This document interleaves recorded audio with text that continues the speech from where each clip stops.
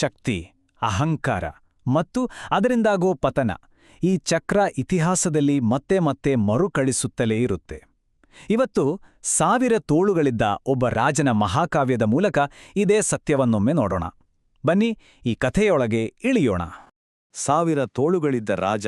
ಸುಮ್ಮನೆ ಕಲ್ಪನೆ ಮಾಡಿಕೊಳ್ಳಿ. ಇದು ಕೇವಲ ಒಂದು ಸಂಖ್ಯೆಯಲ್ಲ, ಇದು ಅವನಿಗೆ ದೈವಿಕವಾಗಿ ಸಿಕ್ಕಿದ್ದ ಅಪಾರ ಅಸಾಮಾನ್ಯ ಶಕ್ತಿಯ ಒಂದು ಸಂಕೇತವಾಗಿತ್ತು. ಅಂತಹ ಶಕ್ತಿ ಸಿಕ್ಕಾಗ ಏನಾಗುತ್ತೆ ಅನ್ನೋದೇ ಈ ಕಥೆ. ಸರಿ, ಹಾಗಾದ್ರೆ ಯಾರು ಈ ಪೌರಾಣಿಕ ರಾಜ? ಇಷ್ಟೊಂದು ಅದ್ಭುತವಾದ, ನಂಬಲ ಸಾಧ್ಯವಾದ ಶಕ್ತಿ ಅವನಿಗೆ ಸಿಕ್ಕಿದ್ದು ಹೇಗೆ? ಬನ್ನಿ ಅವನ ಕಥೆಯ ಆರಂಭದಿಂದಲೇ ಶುರು ಮಾಡೋಣ. ನಮ್ಮ ಕಥಾನಾಯಕನ ಹೆಸರು ಕಾರ್ತವೀರ್ಯಾರ್ಜುನ. ಹೈಹಯ ಅನ್ನುವ ಪ್ರಬಲ ರಾಜವಂಶದ ಚಕ್ರವರ್ತಿ. ಅವನ ಕಥೆ ಯಾವುದೇ ದುರಾಸೆಯಿಂದ ಶುರುವಾಗೋದಿಲ್ಲ, ಬದಲಿಗೆ ಶುರುವಾಗೋದು ಶುದ್ಧ ಭಕ್ತಿಯಿಂದ. ಅವನು ದತ್ತಾತ್ರೇಯ ದೇವರ ಪರಮಭಕ್ತ. ದೇವರನ್ನು ಒಲಿಸಿಕೊಳ್ಳಲು ಅದೆಷ್ಟು ಕಠೋರವಾದ ತಪಸ್ಸನ್ನು ಮಾಡಿದ್ನಂದ್ರೆ ಅವನ ಭಕ್ತಿಗೆ ಸರಿಸಾಟಿಯೇ ಇರಲಿಲ್ಲ. ಅವನ ಇಂಥ ಅಚಲವಾದ ಭಕ್ತಿಗೆ ಫಲ ಸಿಗದೇ ಇರುತ್ತಾ? ಖಂಡಿತ ಸಿಕ್ತು. ದತ್ತಾತ್ರೇಯ ದೇವರು ಪ್ರಸನ್ನರಾಗಿ ಸಾಮಾನ್ಯ ಮನುಷ್ಯನ ಕಲ್ಪನೆಗೂ ಮೀರಿದ ಅದ್ಭುತ ವರಗಳನ್ನೇ ಕರುಣಿಸಿದರು. ಆ ವರಗಳು ಯಾವುವು ಅಂತ ಒಂದೊಂದಾಗಿ ನೋಡೋಣ ಬನ್ನಿ. ಮೊದಲನೇದು 1000 ಶಕ್ತಿಶಾಲಿ ತೋಳುಗಳು. ಎರಡನೇದು ಇಡೀ ಜಗತ್ತಿನ ಮೇಲೆ ಪ್ರಶ್ನಾತೀತ ಅಧಿಕಾರ. ಮೂರನೇದು, ಇದು ತುಂಬಾನೇ ಮುಖ್ಯವಾದ್ದು ನೋಡಿ, ಒಂದು ವೇಳೆ ಅವನು ಧರ್ಮದ ದಾರಿಯಿಂದ ಜಾರಿದ್ರೆ ಒಬ್ಬ ಸತ್ಪುರುಷ ಅವನನ್ನು ಸರಿಪಡಿಸುವ ಅವಕಾಶ.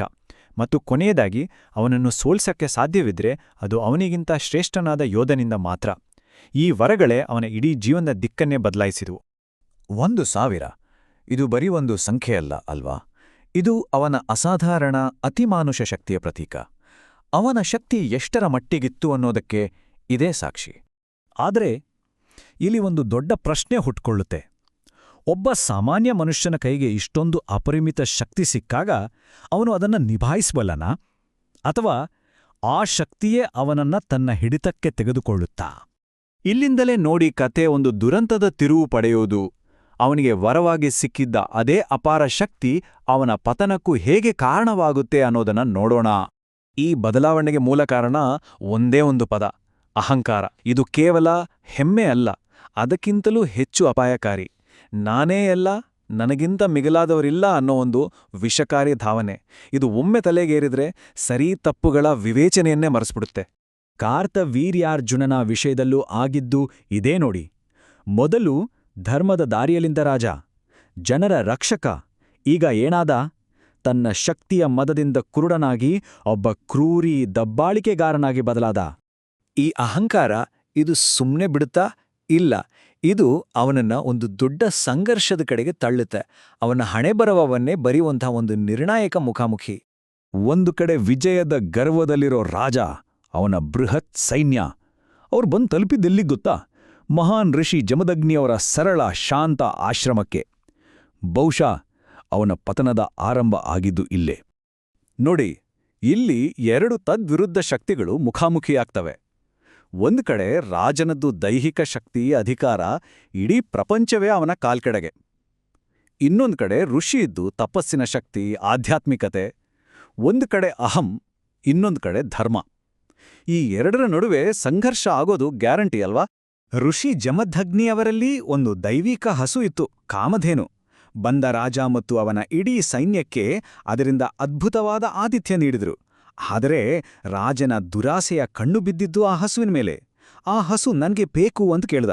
ಋಷಿ ಇಲ್ಲ ಅಂದಿದ್ದೇ ತಡ ಬಲವಂತವಾಗಿ ಅದನ್ನ ಕಸಿದುಕೊಳ್ಳಲು ತನ್ನ ಸೈನ್ಯಕ್ಕೆ ಆಜ್ಞೆ ಮಾಡ್ದ. ಅಷ್ಟೇ, ಆ ಕ್ಷಣದಲ್ಲಿ ಅವನು ತನ್ನ ವಿನಾಶಕ್ಕೆ ತಾನೇ ಮುನ್ನುಡಿ ಬರ. ನೆನ್ಪಿದ್ಯಾ ಅವನಿಗೆ ಸಿಕ್ಕಿದ್ದವರ? ಧರ್ಮದ ದಾರಿ ತಪ್ಪಿದಾಗ ಒಬ್ಬ ಸತ್ಪುರುಷ ಅವನನ್ನು ಸರಿಪಡಿಸ್ತಾನೆ ಅಂತ. ಹೌದು, ಈಗ ಆ ಸಮಯ ಬಂದಿತ್ತು. ಅವನು ಮಾಡಿದ ಅಧರ್ಮಕ್ಕೆ ಬೆಲೆ ಕಟ್ಟಲೇಬೇಕಿತ್ತು. ಸರಿಯಾಗಿ ಇದೇ ಸಮಯಕ್ಕೆ ಆಶ್ರಮಕ್ಕೆ ವಾಪಸ್ ಬರ್ತಾನೆ ಋಷಿ ಜಮದಗ್ನಿಯ ಮಗ. ಯಾರ್ಗೊತ್ತಾ? ಸಾಕ್ಷಾತ್ ಮಹಾನ್ ಯೋಧ ಪರಶುರಾಮ. ತನ್ನ ತಂದೆಗೆ ಆದ ಅವಮಾನ, ಪವಿತ್ರ ಹಸುವಿನ ಕಳ್ಳತನ, ಇದನ್ನೆಲ್ಲ ನೋಡಿ ಅವನ ರಕ್ತ ಕುದಿಯುತ್ತೆ. ನೆನ್ಪಿದ್ಯಾ ಇನ್ನೊಂದು ವರ? ಅವನಿಗಿಂತ ಶ್ರೇಷ್ಠ ಯೋಧನಿಂದ ಮಾತ್ರ ಸೋಲು ಅಂತ. ಆ ಯೋಧ ಈಗ ಬಂದಿದ್ದ. ಆಮೇಲೆ ನಡೆದಿದ್ದೇ ಒಂದು ಮಹಾಯುದ್ಧ. ಪರಶುರಾಮ ನೇರವಾಗಿ ರಾಜನಿಗೆ ಸವಾಲು ಹಾಕಿದ. 1000 ತೋಳುಗಳ ರಾಜ ಒಂದು ಕಡೆ, ಕೊಡಲಿ ಹಿಡಿದ ಯೋಧ ಋಷಿ ಇನ್ನೊಂದು ಕಡೆ. ಪರಶುರಾಮ ತನ್ನ ಕುಡ್ಲಿಯಿಂದ ಒಂದೊಂದಾಗಿ ಅವನ ಸಾವ್ಲ ತೋಳುಗಳನ್ನು ಕತ್ತರಿಸಾಕಿದ. ಕೊನೆಗೆ ನನ್ನನ್ನು ಯಾರೂ ಸೋಲಿಸಲು ಸಾಧ್ಯವಿಲ್ಲ ಅನ್ನೋ ಅಹಂಕಾರದಲ್ಲಿದ್ದ ರಾಜನ ಅಂತ್ಯವಾಯಿತು. ಹಾಗಾದ್ರೆ ಈ ಕಥೆಯಿಂದ ನಾವು ಕಲಿಬೇಕಾದ್ದೇನು? ಪಾಠ ತುಂಬಾನೇ ಸ್ಪಷ್ಟ ಅಲ್ವಾ? ಎಷ್ಟೇ ದೊಡ್ಡ ಶಕ್ತಿ, ಎಷ್ಟೇ ದೊಡ್ಡ ಅಧಿಕಾರ ಸಿಗ್ಲಿ, ಅದಕ್ಕೆ ಅಹಂಕಾರ ಸೇರ್ಕೊಂಡ್ರೆ ಅದೇ ಶಕ್ತಿ ನಮ್ಮ ವಿನಾಶಕ್ಕೆ ಕಾರಣವಾಗುತ್ತೆ. ಕೊನೆದಾಗಿ ಈ ಕತೆ ನಮ್ಮೆಲ್ಲರ ಮುಂದೆ ಒಂದು ಪ್ರಶ್ನೆಯನ್ನಿಡುತ್ತೆ.